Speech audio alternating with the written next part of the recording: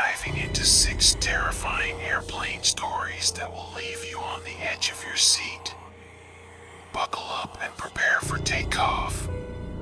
My husband had planned a trip to Kenya as a surprise gift for my 40th birthday. We were sleepy and 6 hours into the flight when the plane made a loud grinding noise and violently shook. My 4 children encircled me. We all abruptly awoke, sat up straight, and quickly glanced around. It was unlike anything I had ever experienced. It wasn't turbulence. Then it happened twice more after I buckled up everyone. We started to climb steeply before free falling. With a window seat, my daughter Kristen could see the plane flipping over. We could see the ground above us. My heart dropped into my stomach as the oxygen masks descended. People were yelling, sobbing, and praying all around us as we descended from the sky, and the cabin itself was flying around. I turned to my young son who was sitting across the aisle and said to my husband, "I think we're going to crash." There were so many things racing through my head. My first instinct was to hold him, but wouldn't he be more secure in his seatbelt? The thought, life doesn't always start at 40, came to me. Kristen announced that it was time for us to put on our life jackets in a calm manner. Even though I was certain that we were going to die, I was saying my goodbyes to my husband in a hushed voice when the plane suddenly leveled off. A few seconds later, the captain's labored voice could be heard over the speaker. Relief flooded through me, and then the captain's voice came back, much more collected this time. "A madman has tried to kill us all, but we're going to be okay. Ladies and gentlemen, a deranged man broke into the cockpit and attempted to kill himself and all 400 people on board. He is currently being held captive in a passenger restraint kit in the galley, and we will be landing 10 minutes later than planned." Wonderfully British, I must say. I half anticipated him wishing us a comfortable flight. There was a flurry of activity. Conversation and hugs abounded. Breakfast was postponed because it was all over the cabin, a steward announced. My primary concern was simply stepping off the aircraft. A throng of people rushed up as we began to disembark at the Nairobi airport. To my surprise, however, it seemed as though they were only concerned for the crew, who were quickly covered in blankets. We stumbled into baggage claim after being completely ignored by the passengers, confused and shell-shocked. My husband and I didn't feel prepared to discuss what had happened for 24 hours. It was difficult to believe we were so close to passing away. Later, we discovered that a man standing 6 feet 5 inches tall had entered the cockpit, attacked the pilot, and attempted to wrestle the controls from him. The plane's autopilot disengaged during the battle, and as it began to climb steeply, the engine stalled. These sounds are the result of this. After that, it turned over and fell 12,000 feet. The pilot would not have been able to save us if the plane had fallen for an additional 4 seconds. The pilot, who had half his ear bit off, was able to restart the engines and level the plane thanks to a basketball player in business class who managed to crawl into the cockpit and restrain the attacker. The attacker, who was discovered to have mental health issues, was not charged. It goes without saying that our trip to Kenya was uneventful. I researched every option I could think of to avoid flying, but it was not feasible. Fortunately, the trip back went without incident. When we got home, there was a letter from the airline waiting for us, apologizing for the incident but offering us a free flight anywhere. It was a tiny solace. I was in shock after the entire incident. The fact that our pilot had never flown again surprised me, but not at all. I started to second guess my life choices as I prepared to relocate to the US to grow my publishing company. But did this mean I shouldn't? We ultimately relocated to New York just a few weeks before September 11th. I repeatedly viewed the video of the attacking planes and thought how fortunate I was to still be alive in contrast to those unfortunate people. It served as a sort of resolution. I was able to put an end to our situation and move on with my life. Even though I still travel for work frequently, I wouldn't call myself laid back. That particular flight will live on in my memory forever. Ready for more? Uncover the eerie truth behind alien lights and question what's really out there. Stay tuned. I flew turboprops in the Midwest for about 9 years. In the winter, there's a lot of snow and ice, and in the summer, there are a lot of thunderstorms. The Saab 340, a 34-seat turboprop commuter, was the aircraft I was flying. Saab chose to use GE helicopter engines while everyone else was using Pratt & Whitney, similar to the Blackhawks engines. It was obviously a successful sale. The rollback function was a feature of these engines. They occasionally shut down if you were flying in slushy conditions that were a little below freezing, like -2 degrees Celsius. It only lasted for a split second before they instantly relit, but during that brief moment, some cockpit indicators would light up. There would be a loud bang and flash. They said it was no big deal. I'd have one of these every year on average. Additionally, there were 3 thunderstorms on one flight, which kicked our asses. A little eerie. The static in the St. Elmo's fire was more fascinating. The presence of so much electricity and thunderstorms caused the plane to act strangely. To begin with, a radar is a necessity when flying an airliner close to thunderstorms, and ours performed admirably. Until you cover it in ice, and there is plenty of ice and thunderstorms, that is. At about 15,000 feet in the clouds, we would be traveling from point A to point B while keeping an eye on the radar and praying that it wouldn't ice over. Fortunately, if it did, you would be able to tell that you were approaching the embedded thunderstorms. Of course, lightning is a possibility. However, before you approach, allow me to briefly describe what you would see. The composite propellers had a nickel leading edge to safeguard the honeycomb material behind them. The tips of the nickel would start to spark as you got closer to a storm. Just the occasional flash of blue. Tick. Like a Geiger counter, roughly. But as you drew nearer, the ticks changed to clicks as the sparks coalesced into a circle, eventually forming a 13-foot diameter Catherine wheel. It was quite bizarre. The radios would also start to malfunction around this time. They would initially experience some static, and as the storm approached, there would be more static than voice. Hopefully, when things got really bad, you didn't need to contact ATC. Also cool was the static on the windshield. People mistakenly refer to it as St. Elmo's fire because it resembles a harmless plasma ball, but that is untrue. On the Saab, I once experienced real St. Elmo's fire, which at the time was somewhat eerie. We had spent the entire night avoiding storms and were only a few minutes away from landing. We had one final cloud to pass through as we neared the airport and entered the clear.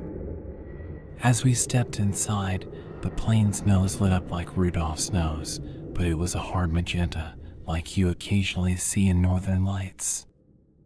The cloud in front of us was brightly lit by what appeared to be a magenta spotlight coming from the plane's nose, but it quickly vanished.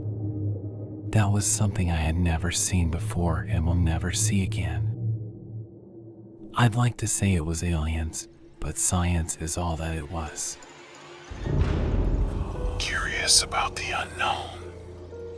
Unveil the unsettling truth in mysterious kids. Keep watching and prepare to be spooked. I work as a flight attendant for a national airline that primarily flies to regional locations. We primarily flew single-aisle aircraft. The front and back galleys are the only two available. The GA is near the cockpit. To enable the pilots to keep an eye on activities near the cockpit door, CCTV has been installed. Everything had to be installed as an extra precaution after September 11th. The captain of a plane asked the pilot, "Why are you letting two little kids play in front of the cockpit door while they were cruising altitude?" The cockpit door of the small aircraft B737 is located just behind the crew seats. She denied there were any children playing nearby, taking the lead from another crew member seated at the crew seats. The cockpit door is right next to the seats. But the captain insisted he could actually see two kids, a boy and a girl, playing in front of the door through the CCTV. The leader was not pleased at this point because he believed their pilots were playing pranks on them. The captain eventually decided to let it go and said, "Never mind." The captain and his first officer pulled the lead aside as soon as they landed and arrived at the hotel.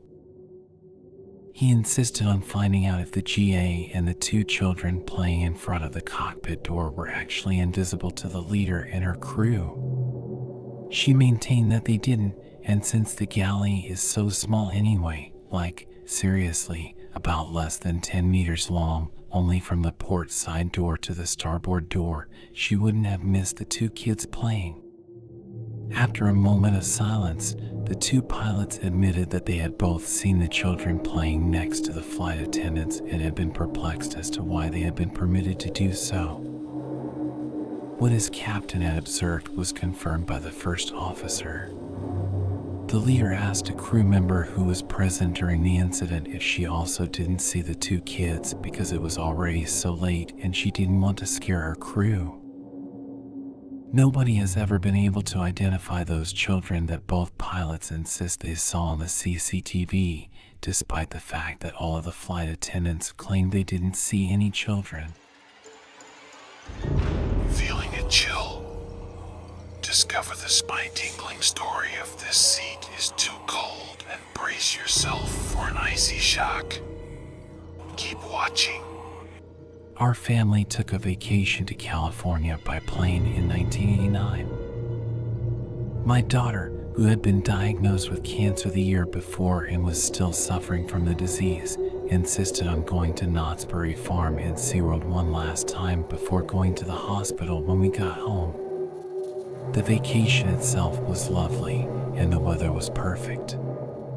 Everything went off without a hitch. On the same plane that took us to California and back, we flew back to Phoenix, but our seats were different from those we had on the outward bound excursion. My daughter, who had been experiencing chills, began to get colder and colder all of a sudden. She had already put on a thick sweatshirt that she had bought specifically for the purpose, and I covered her with a Mexican blanket we had picked up at Knott's Berry Farm, but she continued to grow colder. The attendant brought a blanket and assisted me in cocoon wrapping my daughter, but it was ineffective. Before we touched down in Phoenix, it seemed like an eternity, and it took her a while to warm up. The rest of us, including the other passengers and my 3 granddaughters, brother, and I, were all oddly comfortable the entire journey. 3 weeks later, my brother took the same plane to travel on business to Ontario, California. He sat across the aisle from the seats we had taken and saw the woman pleading for blankets in the seat next to my daughter. She requested additional blankets despite her husband and son on either side of her claiming to be comfortably warm. The attendant noticed my brother and quietly informed him that she was certain there was a problem with that specific seat because everyone who sat there, a man, a woman, or a child, complained of being cold, but there was no explanation. Fasten your seatbelts as we unravel the mysterious events, and are the engines okay? Stay with us. One Olympic Airways Boeing 747-400 jumbo operated the Athens to New York flight in 1978. We were preparing for takeoff on a sweltering August afternoon. First class was pretty cramped at the time, and there was only one flight attendant, or air hostess, as they were then known. There were a few American women sitting next to me in first class, and I was traveling alone. They had just returned from their vacation in Greece and were laughing as they made their way back home. I heard a distant bang as the enormous plane began to accelerate. The plane was noisy, so the other passengers in the compartment did not hear the bang, but I knew right away that something was wrong. As seconds passed, I thought that the plane would not come off the ground. We continued to roll across the strip, but we never managed to get off the ground. We eventually took off, but the aircraft was truly stumbling. I could see that we passed just inches from the fence at the end of the runway. We weren't moving any faster. When the intercom phone rang and the flight attendant answered it, I was trying to unwind myself. She said, "Yes, I know, we are so fucked," but I have no idea what they said after that. She remained silent, and I could see the fear in her eyes. I knew there was a 200-foot hill directly in front of us and said to myself, "Okay, this is it." The pilot didn't seem to make any effort to avoid the hill or the city and turn towards the sea. As I later learned, he believed that if he did so, the plane would certainly stall and there would be no room for recovery. We were flying at 164 knots, way under Boeing's limits, which were 18 knots. I could see that we were not 100 feet off the ground yet. I was holding my breath. We kept flying above Athens towards Mount Ilion. There was no way we could fly over it. I was sitting at the top level of the aircraft, and I still felt that if I put my arm out of the window, I could touch the ground. I could see people on balconies staring at us in shock as this enormous plane was making its slow flight through the center of Athens. Once more, I was certain I was going to die. There was nothing I could do but wait for it to be over, and then I felt the plane turning, and she took a gentle turn to the left, towards the sea, after we had flown above the coastline suburbs and were out over the harbor. The funny thing is that the American ladies had no idea what was going on, and they believed the pilot was giving them a magnificent love flight tour above Athens as an addition to a nice vacation. It all lasted about 500 seconds. We circled and made a smooth landing back at the airport. There was no pilot announcement. There was nothing. The plane lost an engine while taking off, which led to a series of events because aviation back then was a completely different thing than it is today. They were gleefully marveling and taking pictures outside the window the entire time. Pilots and engineers flew manually in an era before airplanes had the automation and security systems they do today, relying more on their instincts than on manual regulations, established practices, and thorough training. The plane was heavily loaded with fuel and required full power, but when you're flying on 3 engines, giving full power exceeds the capacity of those engines, so when we lost the engine, the engineer pushed maximum power to the other 3. This situation where the plane could not increase speed and height was brought about by the engineer's decision to direct all power to the remaining engines at precisely the most critical point of the flight. The co-pilot suggested that they dump some fuel, but the captain didn't think it was a good idea since there were houses, streets, people, cars, restaurants, everybody was right beneath us. He wanted to get past the city first, and being overconfident about his plane and disregarding the fact that the weather was very hot, which resulted in thinner air, which means less lift, he didn't see anything else as an option. The system needed to retract for those 15 seconds, so he had to decide what to do with the landing gear as well. He feared that raising the gear would increase drag, but he decided to retract in favor of lower drag when the gear was up. I'm not kidding you, we were flying 150 feet above the city when he decided to lose some more altitude in an effort to gain speed after managing to pass the hill. Eventually, they thought they could make a crash landing on the mountain, which was uninhabited. The pilot dropped some fuel while flying over the sea, but, as he later remarked, not much because he felt bad to waste it. However, we were fortunate in that the plane decided to gain speed, giving the pilot the speed he needed to make the turn and go back. I'm not sure if this was the result of inexperienced and naive flying or if it was a genius demonstration of extraordinary composure, professionalism, and flying skills, but I'm inclined to believe the former. Up next, Stalker on a Plane, a bone-chilling encounter that will make you think twice about your fellow passengers. Don't miss it. I'm a female, 25 years old, and I reside in New York City. As a trade show booth designer, I have to travel frequently for work. I spend a lot of time on the road meeting with clients, setting up new booths at national conventions, and occasionally working on international projects. Depending on positive experiences and rocky transfers, I occasionally alternate between my favorite airports and my most dreaded airports. I'm going to say it out loud.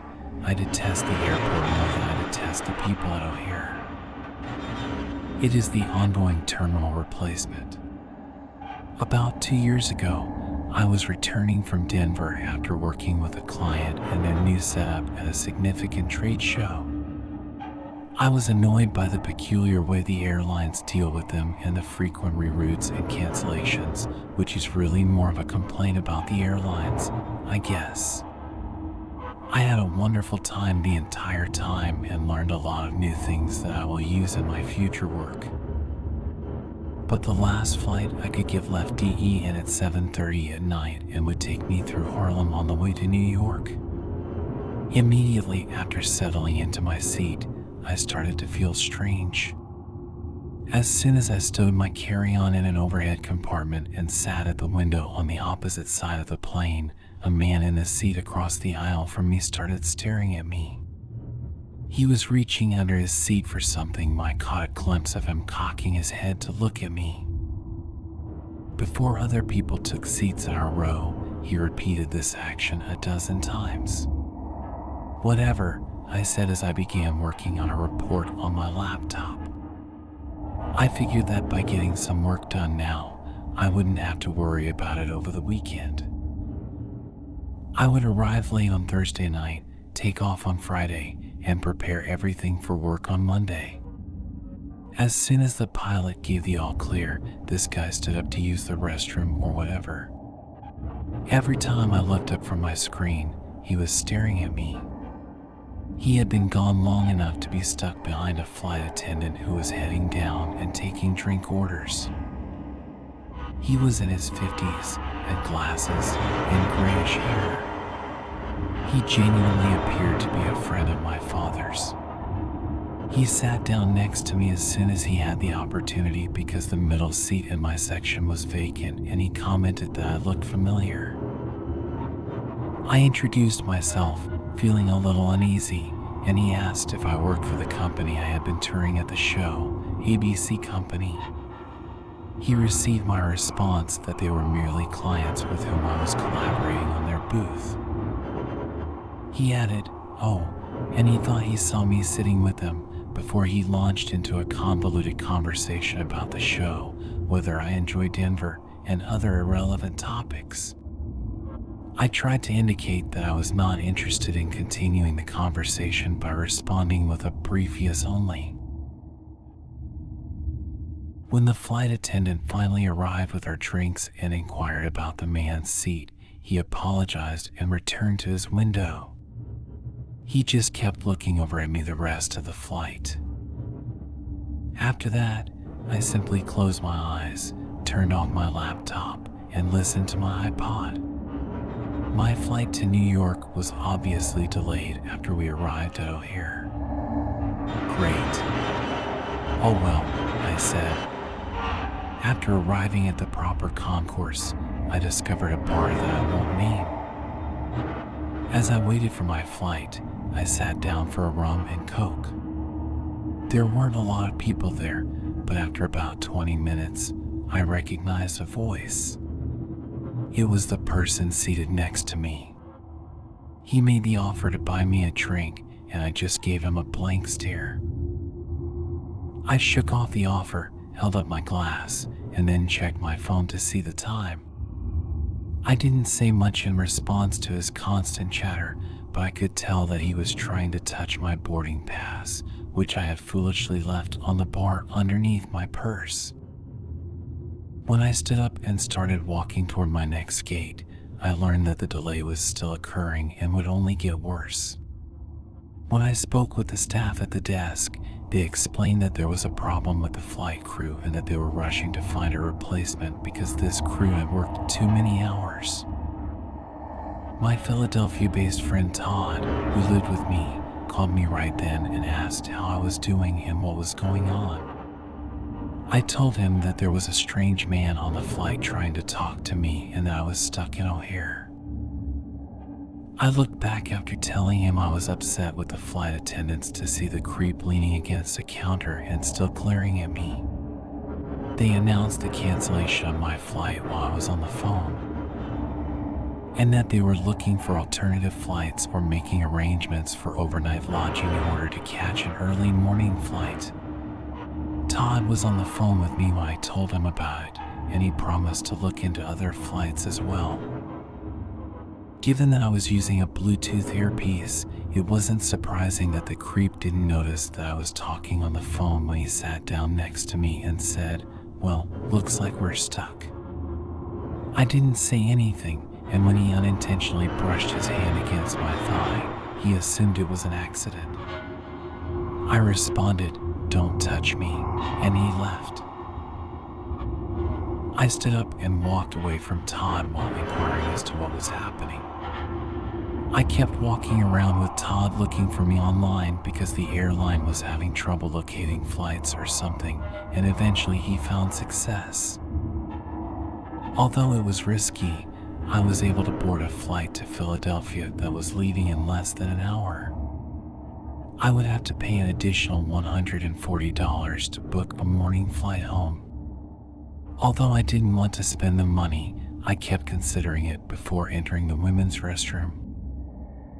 When I first emerged, I was in shock. Outside, the creepo was waiting for me. He said, "Hey, I wanted to let you know about a possible flight.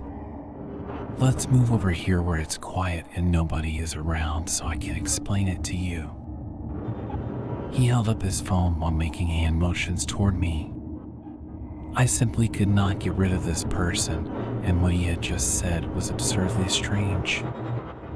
I finally lost it and asked, "How did you know I was over here?" He gave me a blank stare and said nothing.